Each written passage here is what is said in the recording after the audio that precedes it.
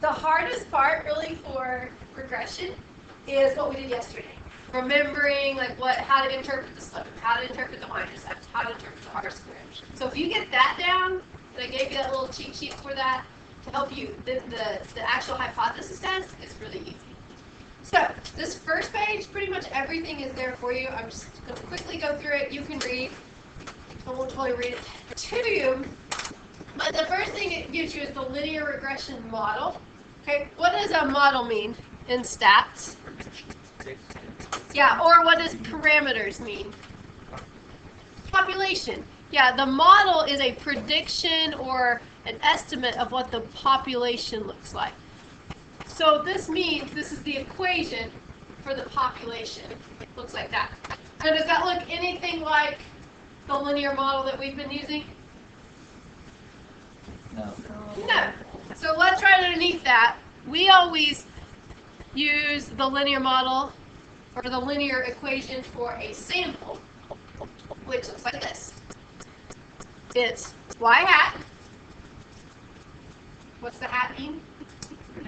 Predicted y, yeah. That's what we're predicting. Then a little b sub o. You use a subscript of 0 because that's the y-intercept. And if you remember from algebra, the y-intercept is where? 0. It's when x equals 0, wherever x equals 0. Okay? B sub 1, that's the slope. And then x. So yes, it's backwards. We talked about that yesterday from how you do it in algebra. But you should probably write it like this. So it's the y-intercept plus the slope times x. So we're going to review that as we go if you forgot. Okay, so first thing on here, it just has all the conditions. If you do a hypothesis test, or there's also a confidence interval for linear regression, you have to check these conditions. They're really easy to check because they all come from a graph. They're not anything like the other conditions that we've checked. There's no n has to be less than 10% of the population. The first one just says it's called the straight enough condition. This comes from the scatter plot. Someone yesterday didn't know what the scatter plot was. The scatter plot is where you have all the dots, right? It has to be straight enough. That just means it needs to look basically like a line. If you have a scatter plot that looks like this, is that straight? No, that would be bad. It doesn't have to be perfect. Like yesterday's was awful, but it still was kind of, sort of a line. Okay, that's all you have to do is say it's straight enough. You'll almost always be given this graph, and so you just have to look at it and say the scatter plot's straight. Easy enough. The next two conditions, is that good? Both come from the residual plot. So yesterday you reviewed how to make the residual plot. And we've done this before. It says it should be randomly scattered. That's kind of like getting a random sample, sort of. The second condition, have we ever said anything like this? Does the plot thicken? Okay. What do you think a graph would look like if the plot thickens? Plot just means a graph. No guesses? I'll do my best job. So here would be one that's very scattered. If the plot thickens, then as you go to one side or the other, the dots will be really close together. See how it thickens? That's plot thickens. So if you see that on a residual plot, that's bad. I'm actually giving that's bad. As long as it doesn't do that, then the third condition's met. You just say it's scattered and the plot doesn't thicken. Going really fast. If you don't understand something, it's just. So why is that bad? Why is that bad? Because they're residuals. So that's telling you how far away from the line you are. So you're saying on one side of the equation, all the points are really far away from the line, but then as you go to the side, they're getting really close to the line. They should be equally scattered out. So those are like the same thing. Yeah, well, you look at the same graph. Yeah, they're like It's two things to check, but you check on both of the same graph. So you can put them together as one. You can say it's randomly scattered and it doesn't thicken. Okay, the third one, or nearly normal condition, that you have to check the histogram of the residuals, and I'll show you how to do that. A lot of times it's given to you, and it just has to be unimodal and symmetric. It doesn't have to be perfectly normal, just unimodal and symmetric. That's the conditions. Any questions? You want to stop here? No, just joking. That's a little. That was rude. Okay, we need to go a little bit further. Gotta at least look at the problem. So we're not even going to check any conditions today, but there they are when we go back. The main thing we're going to do today, we're not going to use your calculator to do a scatter plot. I read that yesterday. But I'm going to remind you and show you some new things of when you see computer output. Most regression problems, this is what you see. A whole bunch of stuff. Everything you need for the problem's there. It's just figuring out what means what. So, first read the problem. It's a very interesting experiment. Let's see if we need to do this in our spare time.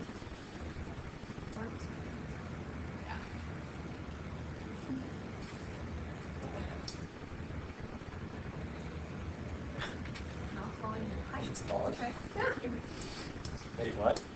They're reading the problem. Oh. Like their teacher asked. A good student should do. Okay. So it's researchers in food science. I have no idea what that has to do with food science, but it's an interesting career. I think if you go to work. This week we're going to figure out if there's a relationship between someone's height and their the volumes in their mouth. See how much food they can hold at one time in their mouth? It's important to the food. It's important to the food industry to know how much food you can possibly eat. So what are they saying? No matter how big my mouth is, I'm still going to eat one piece at a time. Okay. That's just how it's going to be. But if you had a bigger mouth, you could eat more than one at a time. But like, Joey's really short, kind of small mouth. Well, thanks, man. Well, actually, We don't know yet. We don't know if there's a relationship. I don't think he understands the whoa with big mouth. Build it up too high.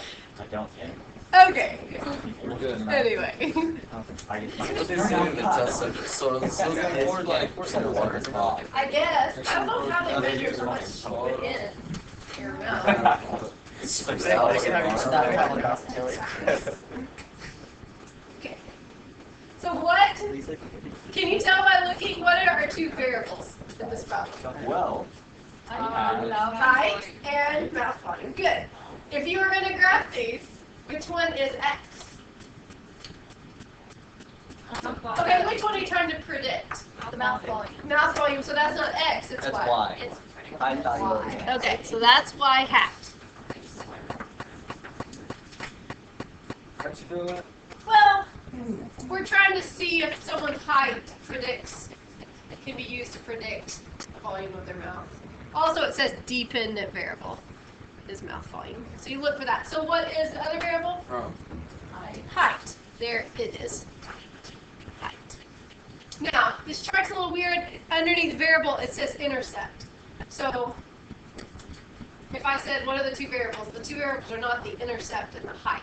Intercept is not really a variable. I don't know why they put it underneath that, but it is part of the equation.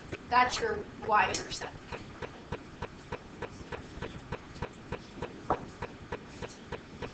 Okay, what else do we need to know? Oh, here's our r squared, but it doesn't tell us the r.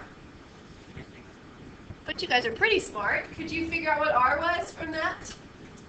said you wouldn't need our calculator. Oh, I did say you wouldn't need a calculator. I'll do it for you, don't worry. How would you find r? The square root of that? Would you just do the square root of 15.3? 1.153. Yeah, change it to a decimal first.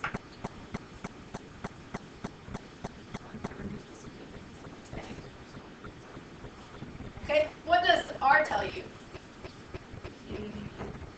Correlation. Correlation, good. Remember that? Two things from the correlation. The direction, so is this positive or negative? That's a hard question, I know. Okay, and the strength. 0.39? Oh, weak. So there's a pretty weak relationship between these two variables, as you would expect, I think. What else do we need to know from this table? Well, it gives you the mean and standard deviation. I don't know if you need that, but there it is. Do you know what S is? Nope, you have no idea. I'll answer that for you. Well, what does S usually mean in statistics? Sam with those.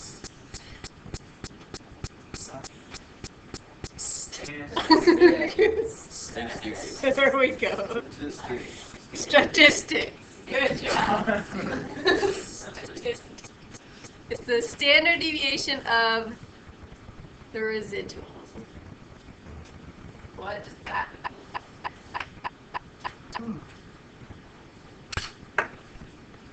What's the residual? A residual is like how far the actual is from the predicted. Yeah, so. You're like, I've heard these words, but I don't remember what they mean. If this was your graph, and that was your line, where would the positive residuals be? Above the line? Yeah, above the line. So the residual is how far away from the line. This would be a positive residual. This one would be a negative residual. So the standard deviation means how spread out they are. So the standard deviation of the residuals tells you how spread out the residuals are from the line. So what do you think would be better, to have a high standard deviation or a low standard deviation? Low, why? Just sounded like a good. Yeah, they're closer together. They're closer to the line. Okay, so a lower standard deviation is better. You're just getting all kinds of knowledge today.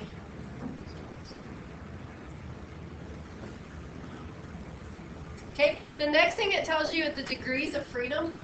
And it usually puts it just like this, 61 minus 2 equals 59, in case you can't subtract for yourself. It's telling you that's how they got the degrees of freedom. From that, you also learn how many people were in the study. There were 61, because the degrees of freedom is n minus 2. So the n is 61. There were 61 people who agreed to participate in this experiment. Or will pay to participate in this experiment. And then the 2 is how many variables we have? Yes, exactly. Have we done anything too difficult yet? By straining your brain? You haven't even got to the inference. This is just making sure you know what everything is on this table, this chart. Okay, let's see if we can write the regression line, the linear model. So we already said what y was. Now it's volume. And most of us are going to put the variable in the equation. There's a few people who are going to explain what it is later. Just because I asked you to do it the other way. B sub O is the y-intercept, so I already told you the y-intercept is right here. And it says intercept, in case you didn't know.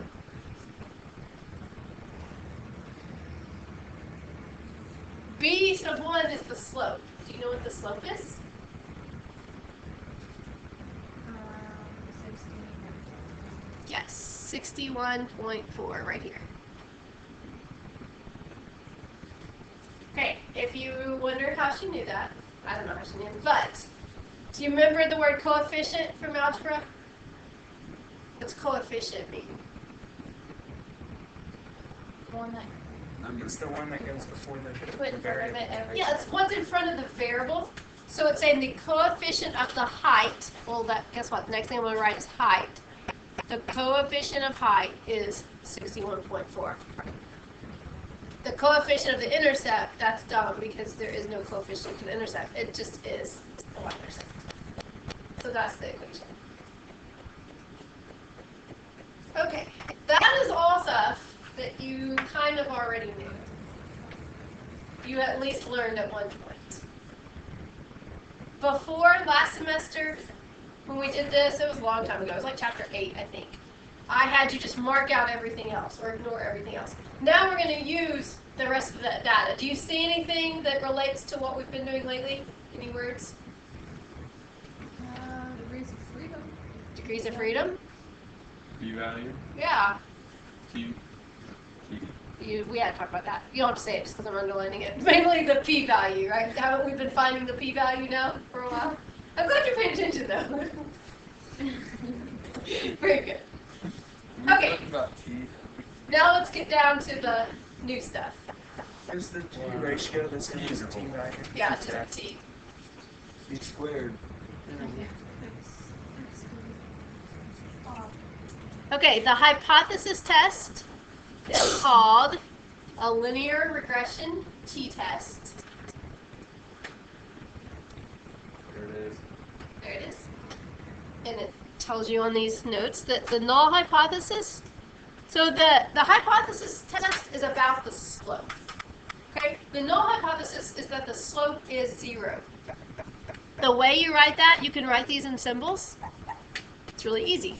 B sub 1 equals 0, and so the alternative is that it doesn't equal 0. But you use the big B because that's the parameter symbol for slope. Okay.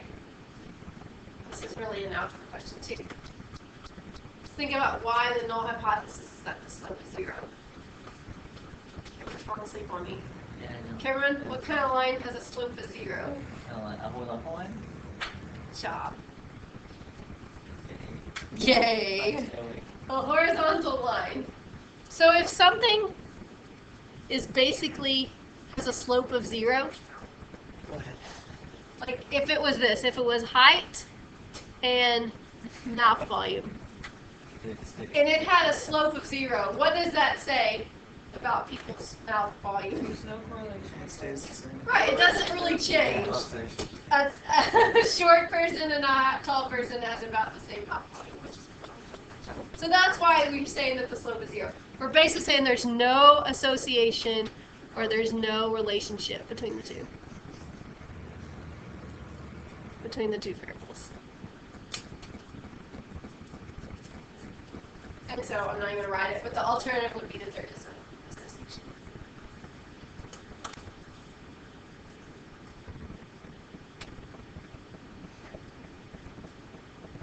And then you look at your P. Well, really, this is why this is the easiest test we've ever done. If we were going to do this test, we would write the hypotheses, and then we'd look at the p-value. The p-value that we look at is the one for the slope. So the last row, you can just mark out the row above that. That's for stuff that's beyond this course. So when you take your advanced statistics course someday, when you're working on your master's degree or your doctorate, then you may need this. But for now, you'll need the last row. There's the p-value. Would that be a high p-value or a low p-value? Low. Low. So you would reject the O, right? Okay. That's all you do for the hypothesis. Write your conclusion. So, the confidence interval that goes with this, equally easy. Called not called that. A linear regression t interval. And you just follow the formula. Slope, you're going to get this from the table. We'll look at one later, not today. And the standard error of the slope. It's all given to you except for the part you have to look up. And then you just plug it into the formula.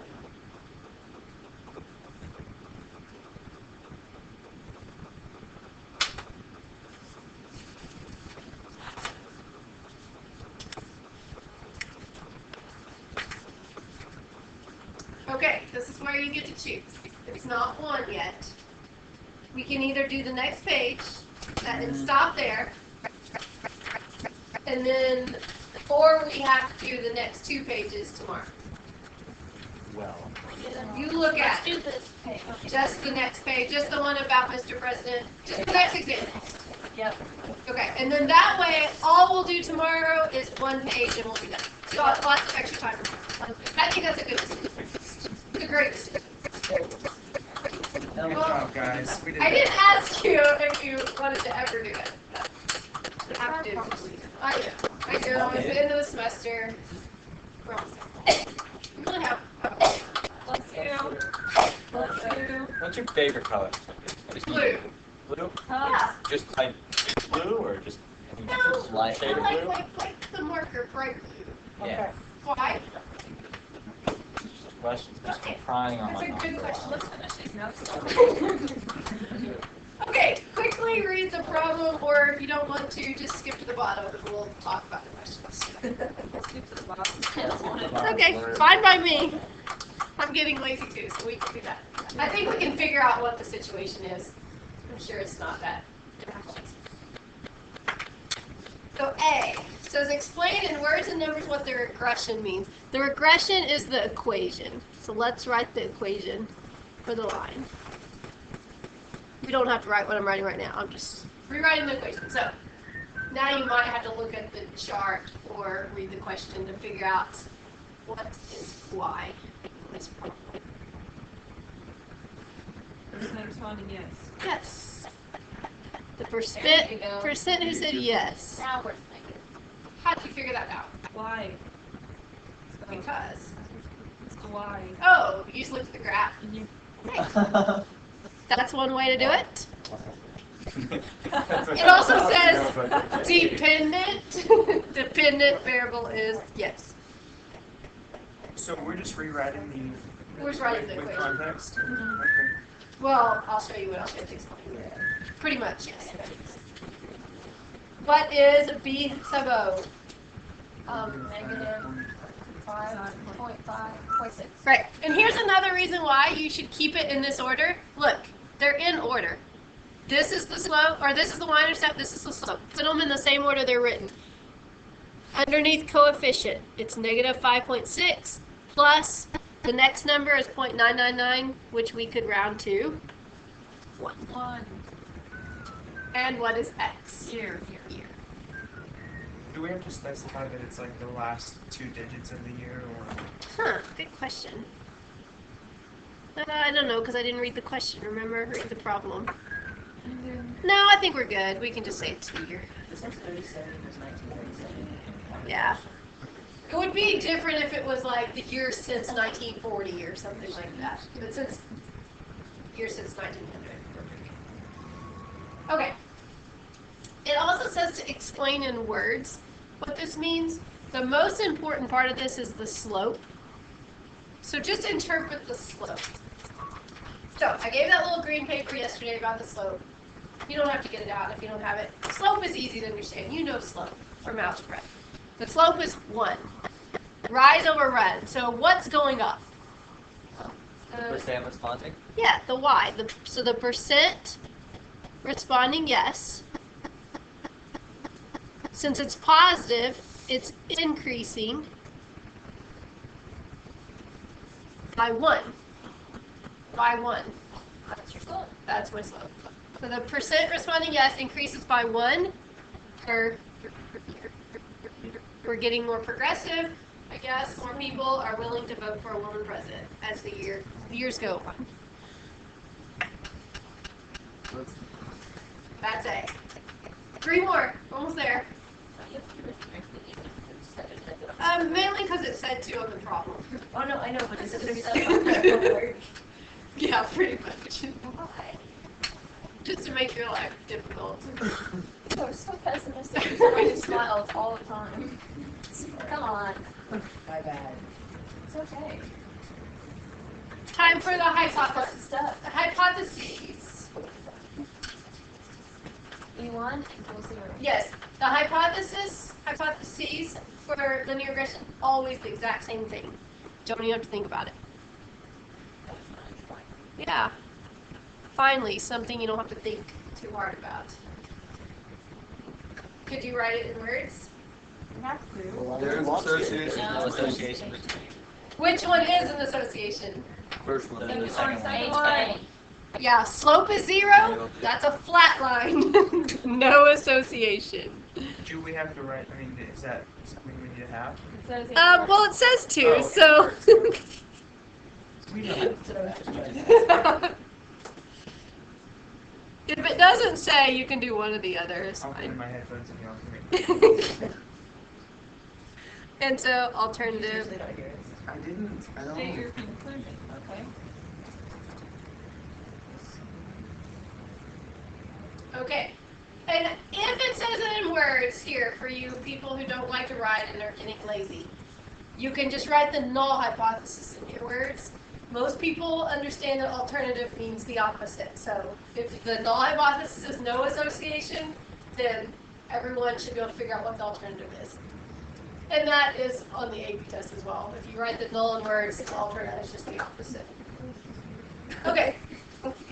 C says, assuming that the assumptions have been satisfied. So that means you don't have to check conditions, which is nice. We're going to do the hypothesis test. So here's what you should do. Write the name. This is a linear regression t-test. I would prefer you write it out. But if you really, really just can't write 2 extra letters, 3 extra letters, then I guess I'll take that. Okay, I need 2 pieces of information, the t and the p-value. They're both given to you. You just have to know where to find them. Alright, I'm gonna go with, 15.1. okay, Oh, you get the p-value. okay, I got it. Is it 0.0001? Yes. Yes. Does everybody know where they found those? Do we need to Our write? juniors are really showing you seniors up. Make a really good They wanted to What's going on here? It's just the bottom row. Right there. They don't see last hour. Yeah. Honestly, right now. Okay. I guess you'll give them that. Yeah. So 15.1, and it says less than, you can put equals, it just means it's very small. 0. Or put 0. Yes, it's fine. That's a serious question. You stole my. Okay. How do you say? Okay, what's our conclusion? Are we rejecting the null hypothesis or failing to reject? Well, I have to. We're rejecting Reject that, it. Yeah, I have to color it. And now we write it in words. Or write it out in, yeah. So if we reject it, then there is evidence of an association or a relationship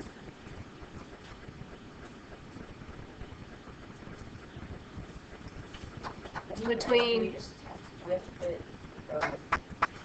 like, percent that said yes for the situation, or can we just write percent yes? Like, do we have to say that said yes to the, I don't know if that's. like, are you talking about this right here? Yeah, like, you have to put it in context of the question, like, percent that said yes to. Oh, no, you're fine. That's fine. So, like, I don't even know what the question said. Oh, I see what you're saying. Yeah, no, this would work. This is fine. So like, just like that right there, if you put Yes. out the AP test, would that mean okay? Yes. Really? Yes. Like that simple is just fine? Yes. Okay, cool. All right, Andrew, got all this? Yes, ma'am. Yeah. Leave your phone in your bag. Don't touch it. Okay, last problem. Oh, yeah. Yeah, last thing we're I gonna got you. I was like, do. Explain what the R squared means. Okay, we did that yesterday. That's really nothing new. So you can, when you get problems like this, you're gonna have to learn these eventually, soon. But you can use that green paper. But R squared is 94.2%. I didn't just make that number up. It's there. Do you see it? Okay. Yes. So it's 94.2% of the variation in Y, but Y is I remember this. from yesterday or from last semester? We did it like way earlier in the year. Yeah, chapter 7 and 8 and 9. So 94.2% of the variation in the percent who said yes is explained by the year. Oh, wait, sorry. Variation in year. Is that a good percent, high percent? Yeah. So I would say most of the reason why the people's opinions has changed is because the year has changed. Okay, so then just R? I have it on my thing. Are you sure? But I thought R was